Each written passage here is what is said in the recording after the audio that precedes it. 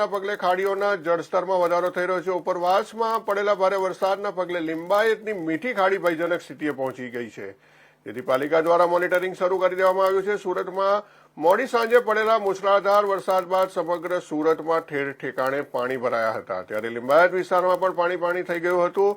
લિંબાયતની મીઠી ખાડીમાં પણ પાણી આવક વધતા ભયજનક સપાટી પર પહોંચી હતી। ખાડીઓમાં પાણી વધતા આસપાસના રહેણાંક વિસ્તારોમાં પણ પાણી ફરી વળ્યા હતા, જેના પગલે લિંબાયતના નીચાણવાળા વિસ્તારોમાં લોકોના ઘરોમાં પાણી પહોંચી ગયું હતું, જેથી સ્થાનિકોમાં ભયનો માહોલ જોવા મળી રહ્યો છે। જોકે પાણીનું સ્તર આ જ રીતે જ વધે તો ઘર ખાલી કરવા પડે તેવી સ્થિતિ સર્જાઈ શકે છે।